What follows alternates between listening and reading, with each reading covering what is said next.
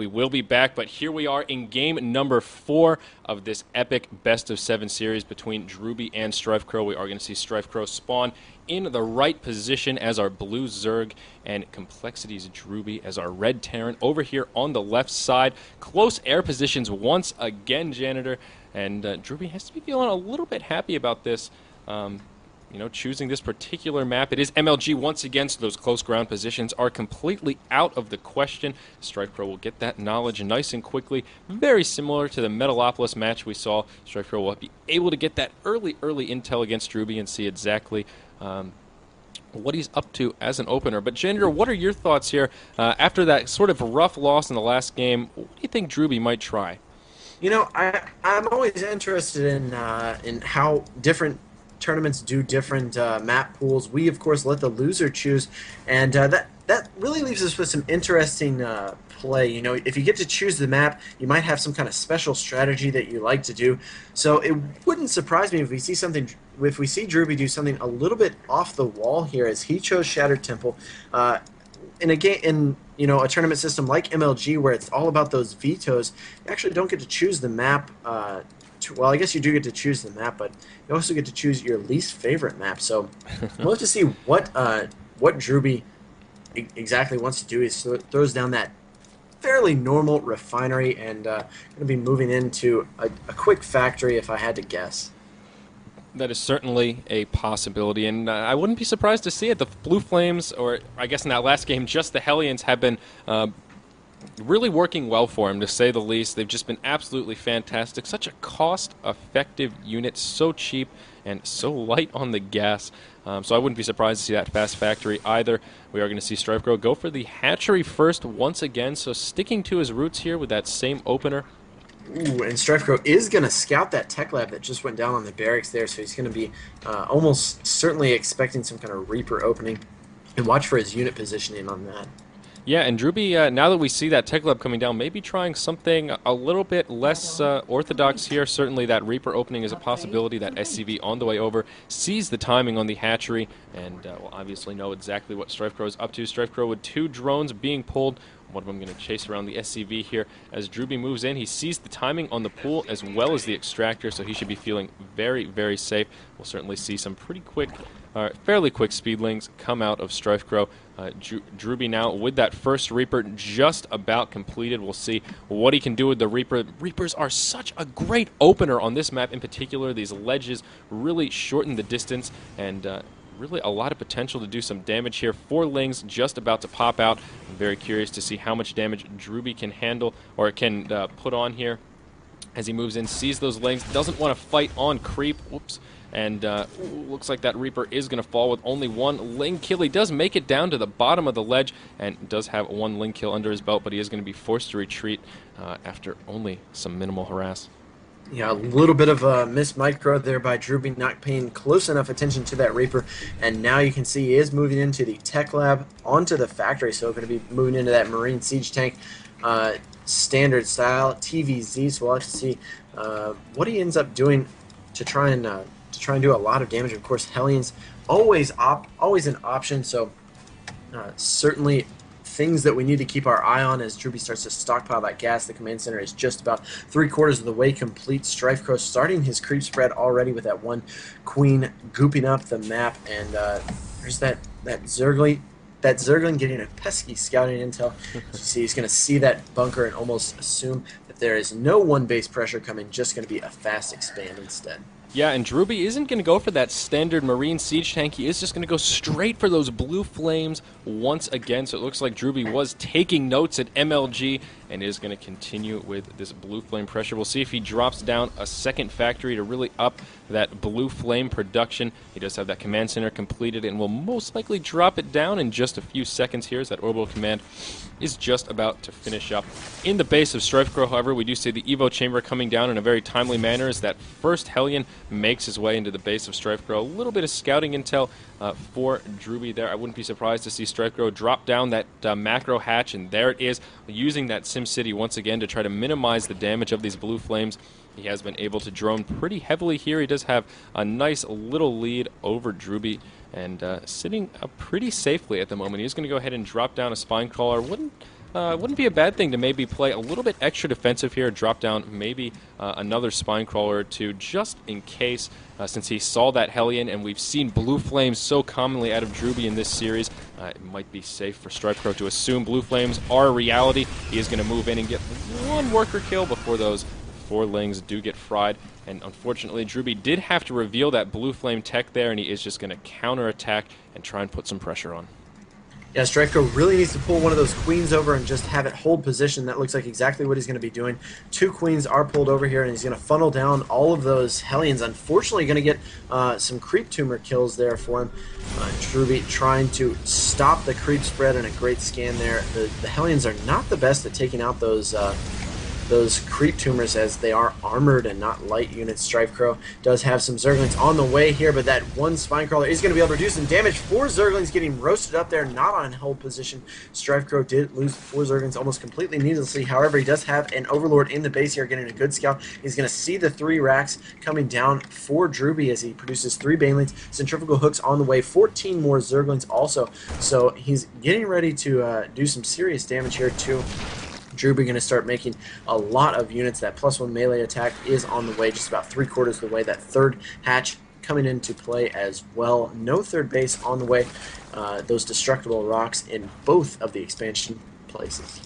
Yeah, certainly right. The Harvester count is exactly dead even at 40, and we are going to see StrifeCro stick to this same build. He's going to go ahead and drop down that Spire, completely skipping the Roach Warren. But in this particular match, StrifeCro's done a much better job early on minimizing the effectiveness of those blue flames. Putting those queens on hold position, as you mentioned, was such a great play and just deterred anything from those particular blue flames. We do see centrifugal hooks getting closer to completion now, and I think this might be the first time that StrifeCro's actually gone for the speedling or speed upgrade for those Banelings.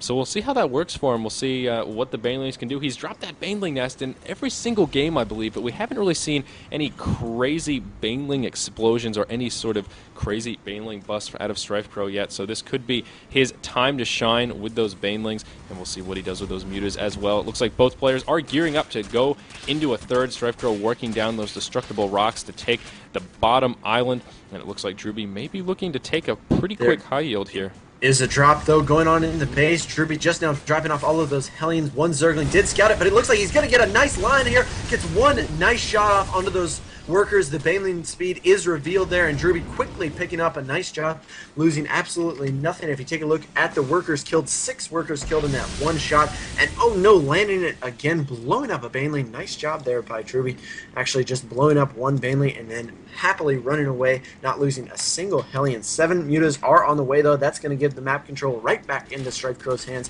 as the destructible rocks go down at the 3rd. Probably going to be taking down the 4th as well. StrifeCro is going to now know that drops are a real possibility here from Drewbie. He did also scout that the 3rd base was coming down for Drewbie, and he knows that a 3rd base is going to be imminent here pretty soon. So I think that's sparking the decision to take this 4th here, or the 3rd and the 4th here pretty shortly, as you can see, taking a bit of an odd location for his 3rd base. Mutas are out though now, and they are starting to do some harassment. Yeah, the Mutas are now in the base of Drewbie. The missile turret is going to get denied while it's being completed. It looks like StrifeCro may be able to deny combat shield here. He's going to focus down that tech lab. There's the aggressive stim from Drewbie to scare away those Mutas. A great choice to stim right there to keep that tech lab alive. We'd love to see him pull an SCV out here to repair that bad boy up, as canceling those upgrades is really something that can be avoided if you have those SCVs ready to repair. We do see StrifeCro taking a fast 4th as well down in the bottom right corner. So StrifeCro definitely trying to take an economic lead. Go ahead.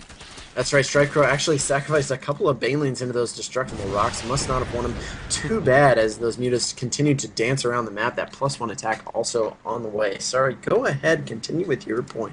Yeah, well, just wanted to mention that Drewbie does have the high yield up now, as we see a huge income spike for Drewbie as he puts those mules up at the high yield. And keep in mind, it is a planetary fortress at the high yield, so it will be very, very difficult for StrifeCro to take down. There are 2 missile turrets there that will happily deter any Muta play. StrifeCro is continuing to fly these Mutas around. As you mentioned, the map control is completely in the hands of StrifeCro. He's got units and creep all over the place, and he really knows exactly what's going on. The only thing he hasn't scouted is this back island, but he does have a pretty good eye of what's going on all over the map and is certainly in a good spot economically. We see a couple of Banelings on the way in as Drewbie tries to harass with those blue flames. Nice little surround from StrifeCro there, but it just wasn't quite enough. And, ooh, a bad stim from Drewbie right there, trying to catch those Mutas off guard. Unfortunately, didn't do any damage, but not to worry, Janitor. Those medevacs have plenty of energy, keeping those Marines nice and healthy. We do have some Thors on the field now, and Drewbie really working those upgrades, the vehicle weapons upgrade, as well as those infantry weapons coming.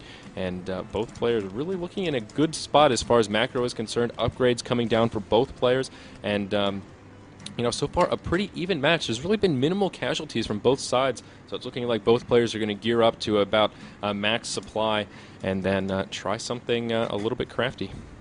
That's right, and something interesting that I've noticed from StrifeCro is that he gets this infestation pit extremely late. Does not, I guess, like using infestors very much, but oh no, there is a drop coming. It looks like StrifeCro is going to pick it off. There it is. Those 4 Hellions are going to go down very, very quickly. Nice job there by StrifeCro. A little bit of luck involved. He did actually get to see it with his Overlord, and it just so happened that his Mutas were right there as well. But like I was saying, that infestation pit just now finishing up for StrifeCro, who will now be able to tech into Hive as all of these Mutalisks come in front to the gold base of Drewbie. They're going to start taking down quite a few units. Drewbie forced to stem up those Marines and trying to get a nice surround here. Drewbie is going to pick off 1 Mutalisk and StrifeCro with 1 at 3 HP, but StrifeCro does have complete map dominance right now. That 1 Hellion is up to 7 kills at the 4th base of StrifeCro, continuing to do some more damage.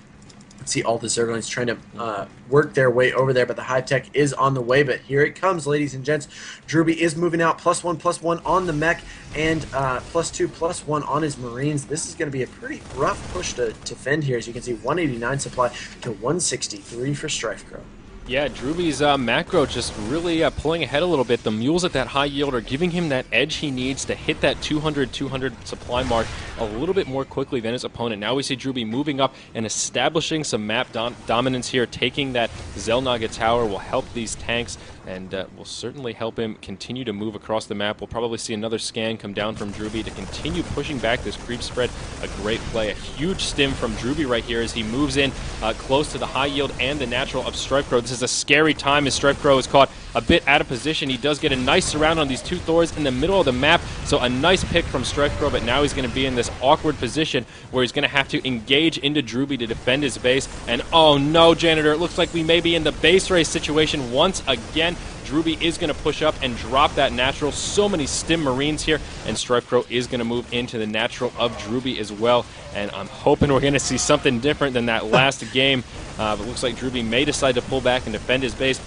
14 infestors on the way from StrifeCro. Just when we think he is not a player that likes those infestors, he queues up 14 of those bad boys. We'll see what he can do with them once they pop out. That fungal growth could certainly do a lot of damage to these Marines. That Hive looking like it may fall as all of these Marines get a beautiful arc. The Spire will fall as well, so this is looking a little bit rough for StrifeCro. Those infestors getting mutilated as they come out, and that Hive does indeed fall. Meanwhile, at the high yield of Drewbie, he still has the Planetary Fortress alive. The Muta's doing a great job moving in there, but StrifeCro really not minimizing his losses. A lot of missile turrets doing quite a significant amount of damage to StrifeCro. Looking at units lost, Drewbie is just way ahead, just about doubling StrifeCro. Exactly right, and StrifeCro actually only has 2, before that hatch rate, only has 2 assimilators down, and it's going to be very, very difficult for him to actually win this. You can see Drewbie's production facility still intact here. He needs a mining base, which he will be able to get once his army pulls back to defend these Mutas, and tons of Marines are on their way out, forcing StrifeCro to back up. He's at Drewbie is at 168 supplies, StrifeCro down at 73, working on 2 more bases, but this one I think is going to go in Drewbie's favor. Still has his production facility, still has the ability to mine, and StrifeCro unfortunately did not have pathogen glands for those infestors, but that is exactly what I was talking about. Those infestors are so powerful in that late game. If you looked when Drewbie stemmed up and moved into the natural of StrifeCro, all of the Marines were nice and clumped up. A couple of fungals would have done a ton of damage, but here comes StrifeCro moving directly into those units, getting a nice fungal growth off here, but there are 8 medevacs on the board now, and they are just doing so much healing for Drewbie. StrifeCro is going to be in Frownsy Townsy as Drewbie continues to move up and does significant damage to the Zerg army. Yeah, and there it is.